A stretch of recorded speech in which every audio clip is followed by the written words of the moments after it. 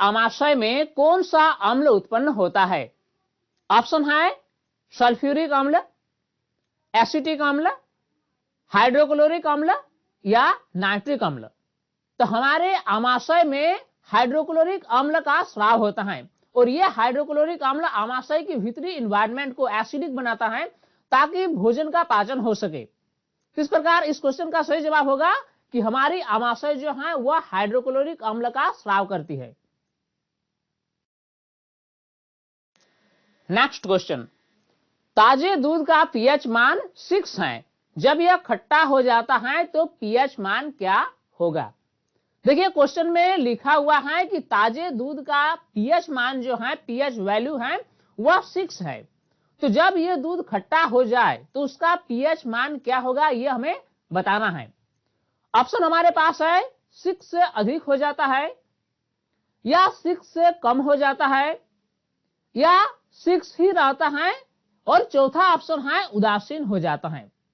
तो देखिए दूध जो है, दूध कब खट्टा होता है? तो जब दूध में लैक्टिक अम्ल बन जाता है तो दूध खट्टा हो जाता है। तो लैक्टिक अम्ल बनने से क्या होता है कि दूध का खट्टापन बढ़ जाता है, यानी दूध जो है और अधिक अम्लीय हो जाती है। तो और अधिक अम्लीय हो जाने का मतलब कि उसका पीएच वैल्यू जो है वह कम हो जाएगा। तो इसीलिए इस क्वेश्चन का सही जवाब होगा कि जब दूध खट्टा हो जाता है तो उसका पीएच वैल्यू जो है वह 6 से कम हो जाएगा। अब नेक्स्ट क्वेश्चन देखते हैं। अगला क्वेश्चन है, अम्लीय विलयन का पीएच मान क्या होता है?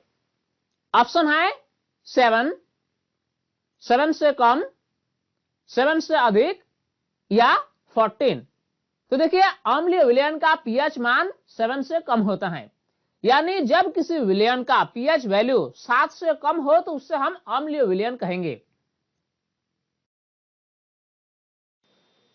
ठीक उसी प्रकार अगला क्वेश्चन है, क्षारीय विलयन का पीएच मान क्या होता है? ऑप्शन है 0, 7 से कम, 7 से अधिक या 14। तो क्षारीय विलयन का पीएच मान जो है वह 7 से अधिक होता है। नेक्स्ट क्वेश्चन है, उदासीन विलयन का पीएच मान क्या होता है? ऑप्शन दिया हुआ है 7, 0, 7 से अधिक या 7 से कम। तो उदासीन विलयन का पीएच मान जो है वह 7 होता है, यानी कहने का मतलब यह हुआ कि पीएच स्केल में पीएच का जो मान होता है वह 0 से लेकर 14 तक होता है, और अम्लीय विलयन का पीएच मान 7 से कम होता है, क्षारीय विलयन का पीएच मान 7 से अधिक होता है, और उदासीन विलयन का पीएच मान 7 के बराबर होता है। अब आइए नेक्स्ट क्वेश्चन देखते हैं। यह एक बहुत ही इंपॉर्टेंट क्वेश्चन है और यह क्वेश्चन कई बार कॉम्पिटिटिव एग्जाम में पूछा भी गया है। किसी एक सामान्य व्यक्ति के रक्त का पीएच स्तर क्या होता है? ऑप्शन दिया हुआ है 4.5 से 5.5, दूसरा ऑप्शन दिया हुआ है 7.35 से लेकर 7.45, तीसरा ऑप्शन है 8.25 से लेकर 8.35, और लास्ट ऑप्शन दिया हुआ है 7। तो किसी सामान्य व्यक्ति का जो पीएच वैल्यू होता है, उसके ब्लड का जो पीएच वैल्यू होता है वह 7.35 से लेकर 7.45 के बीच होता है, और इसका एवरेज वैल्यू लिया जाता है 7.4। नेक्स्ट, उदासीनीकरण अभिक्रिया में कौन सा पदार्थ बनता है? ऑप्शन दिया हुआ है अम्ल, क्षार, लवण या इनमें से कोई नहीं। तो सबसे पहले हमें समझना होगा कि उदासीनीकरण अभिक्रिया क्या होता है। जब कभी भी एक अम्लीय विलयन और एक क्षारीय विलयन आपस में अभिक्रिया करता है तो वे एक दूसरे के प्रभाव को नष्ट कर देते हैं, यानी एक दूसरे के प्रभाव को उदासीन कर देते हैं, और इस प्रकार जो विलयन बनता है वह उदासीन विलयन बनता है।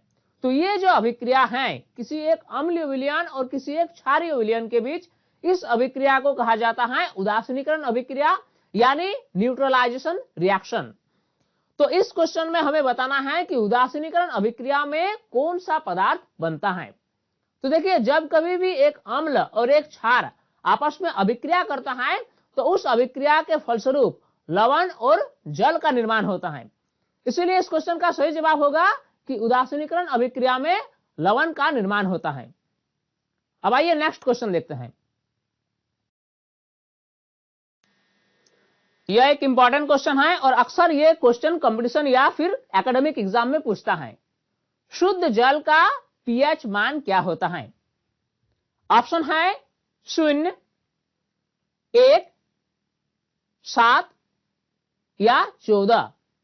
तो शुद्ध जल जो होता है वह उदासीन होता है, यानी शुद्ध जल न तो अम्लीय होता है और न ही क्षारीय। इसलिए शुद्ध जल का पीएच वैल्यू जो होगा वह 7 होगा। अगला महत्वपूर्ण क्वेश्चन है, सभी अम्लों में मुख्य रूप से उपस्थित होता है। ऑप्शन है sodium ion, chloride ion, hydrogen ion या हाइड्रोक्साइड आयन। तो देखिए, अम्लों की एक विशेषता है कि जब कभी भी हम अम्ल का जलीय विलयन बनाते हैं तो ये हाइड्रोजन आयन पैदा करती है, यानी हाइड्रोजन आयन जो है ये मुक्त करती है। ये अम्ल जो है जल के साथ अभिक्रिया करके ये हाइड्रोजन आयन देती है। यानी सभी अम्लों में मुख्य रूप से उपस्थित होने वाला आयन जो है वह है हाइड्रोजन आयन। अगला क्वेश्चन भी कुछ उसी तरह का है, सभी क्षारकों में मुख्य रूप से उपस्थित होता है। ऑप्शन दिया हुआ है sodium ion, chloride ion, hydrogen ion या हाइड्रोक्साइड आयन। तो देखिए, जिस प्रकार हमने देखा कि अम्ल का जलीय विलयन में हाइड्रोजन आयन मुक्त होता है, ठीक उसी प्रकार क्षारकों के जलीय विलयन में हाइड्रोक्साइड आयन मुक्त होता है, यानी OH नेगेटिव आयन रिलीज होता है। तो इसीलिए हम कह सकते हैं कि सभी क्षारकों में मुख्य रूप से उपस्थित होने वाला आयन जो है वह है hydroxide ion. Next question, pH scale में पीएच का मान क्या होता है? पहला ऑप्शन है 0 से 7 तक, दूसरा ऑप्शन दिया हुआ है 0 से 14 तक, तीसरा ऑप्शन है 1 से 14 तक और लास्ट ऑप्शन दिया हुआ है 7 से 14 तक। तो देखिए, पीएच स्केल जो है वह एक स्केल है जिसके जरिए हम ये पता करते हैं कि कोई भी विलयन कितना एसिडिक है या फिर कितना एल्कलाइन है। तो पीएच स्केल में पीएच का जो वैल्यू होता है वह 0 से लेकर 14 तक हो सकता है। अब आइए अगला क्वेश्चन को समझने की कोशिश करते हैं। निम्नलिखित में से कौन सा अम्ल जल की अनुपस्थिति में हाइड्रोजन आयन उत्पन्न करता है? देखिए, हम तो ये जानते हैं कि अम्ल जो है वह जल के उपस्थिति में, यानी अम्ल के जलीय विलयन में हाइड्रोजन आयन उत्पन्न होता है। लेकिन इस क्वेश्चन में पूछा गया है कि कौन सा ऐसा अम्ल है जो जल की अनुपस्थिति में हाइड्रोजन आयन उत्पन्न करता है। ऑप्शन दिया हुआ है सल्फ्यूरिक अम्ल, एसिटिक अम्ल, हाइड्रोक्लोरिक अम्ल और लास्ट ऑप्शन दिया हुआ है इनमें से कोई नहीं। तो देखिए, इस क्वेश्चन का सही जवाब होगा इनमें से कोई नहीं, क्योंकि जितने भी अम्ल हैं वे तभी हाइड्रोजन आयन उत्पन्न कर पाते हैं जब वे जल के साथ अभिक्रिया करते हैं। यानी जल की अनुपस्थिति में कोई भी अम्ल हाइड्रोजन आयन उत्पन्न नहीं कर सकता है। इसीलिए इस क्वेश्चन का सही जवाब होगा इनमें से कोई नहीं।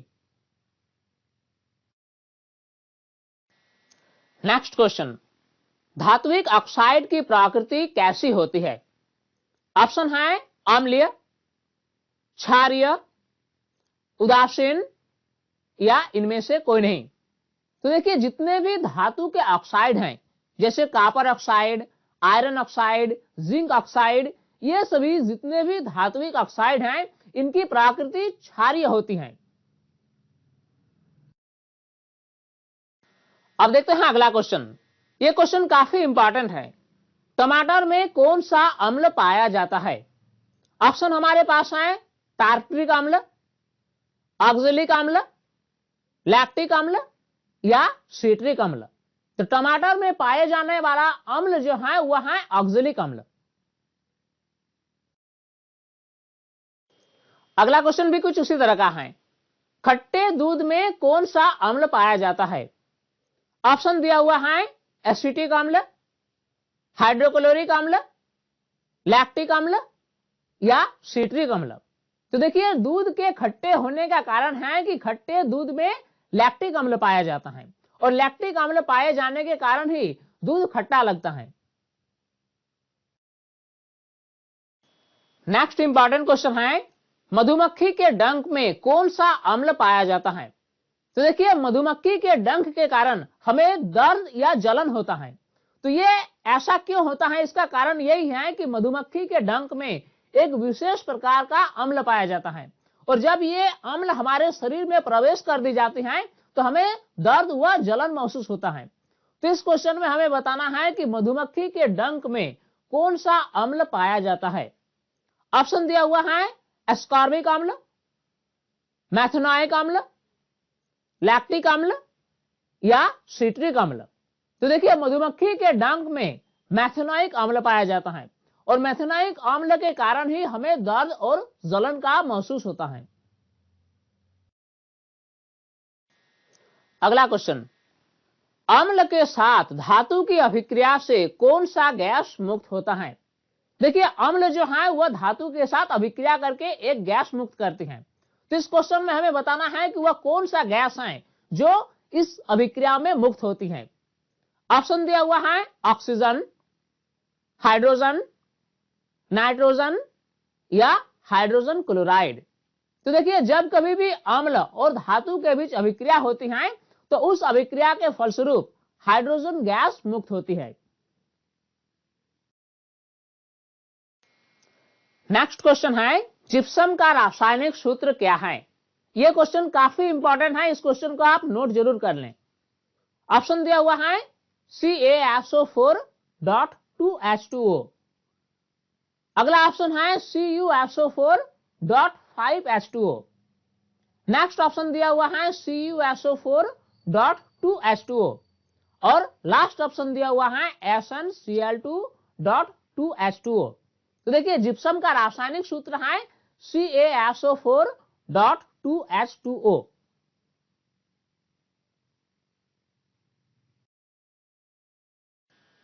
उसी प्रकार अगला क्वेश्चन है, प्लास्टर ऑफ पेरिस का रासायनिक सूत्र क्या है?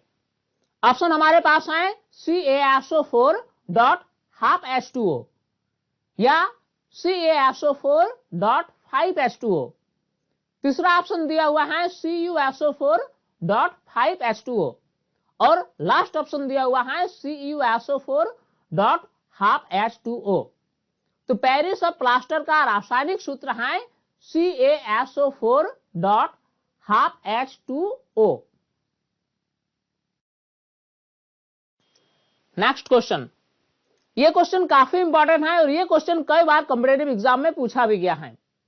वर्षा जल का पीएच मान कितना होने पर इससे अम्लीय वर्षा कहते हैं? देखिए हमने अम्लीय वर्षा यानी एसिड रेन के बारे में पढ़ा है और यह भी जानते हैं कि जब वर्षा जल में अम्ल की मात्रा अधिक हो जाए तो हम उससे अम्लीय वर्षा यानी एसिड रेन कहते हैं। तो इस क्वेश्चन में यह पूछा गया है कि वर्षा जल का पीएच मान कितना से कम होने पर हम वैसे वर्षा को अम्लीय वर्षा कहेंगे। ऑप्शन दिया हुआ है 7 से कम, 5.6 से कम या 6.5 से कम। तो देखिए ये क्वेश्चन में अधिकतर स्टूडेंट कंफ्यूज हो जाते हैं और उनका कहना होता है कि जब वर्षा जल का पीएच मान 7 से कम हो जाए तो उससे हम अम्लीय वर्षा कहते हैं, लेकिन ऐसा नहीं है। जब वर्षा जल का पीएच मान 5.6 से कम हो तभी हम उससे अम्लीय वर्षा कहेंगे। 7 से कम होने पर उससे हम अम्लीय वर्षा नहीं कहेंगे, बल्कि जब वर्षा जल का पीएच मान 5.6 से कम हो तभी हम उस वर्षा को अम्लीय वर्षा कहेंगे। अब अगला क्वेश्चन देखते हैं, निम्नलिखित में से किसमें टार्टरिक अम्ल पाया जाता है? ऑप्शन हमारे पास है टमाटर, संतरा, नींबू और इमली। तो देखिए पहला ऑप्शन जो है टमाटर, उसमें ऑक्जेलिक अम्ल पाया जाता है। दूसरा ऑप्शन है संतरा, इसमें सिट्रिक अम्ल पाया जाता है। तीसरा ऑप्शन है नींबू, इसमें भी सिट्रिक अम्ल पाया जाता है। लेकिन चौथा ऑप्शन जो है इमली, इसमें टार्ट्रिक अम्ल पाया जाता है। नेक्स्ट क्वेश्चन, कौन सा पदार्थ नीले लिटमस पत्र को लाल कर देता है? इसमें हमें बताना है कि एक ऐसा पदार्थ जो नीले लिटमस पत्र को लाल कर देता है उसका प्रकृति कैसा होगा। ऑप्शन दिया हुआ है, वह अम्लीय होगा, या वह क्षारीय होगा, या लवण होगा, या उपर्युक्त सभी। तो देखिए ये जो है ये पदार्थ अम्ल होगा, यानी अम्ल क्या करता है कि वह नीले लिटमस पत्र को लाल कर देता है, और क्षार क्या करता है, वह लाल लिटमस पत्र को नीला कर देता है। तो इस प्रकार का भी क्वेश्चन पूछा जा सकता है कि कौन सा पदार्थ लाल लिटमस पत्र को नीला कर देता है। ऑप्शन है अम्ल, क्षार, लवण या उपर्युक्त सभी। तो लाल लिटमस पत्र को नीला कर देने वाला पदार्थ जो है वह है क्षार, यानी क्षार क्या करता है, वह लाल लिटमस पत्र को नीला रंग का कर देता है।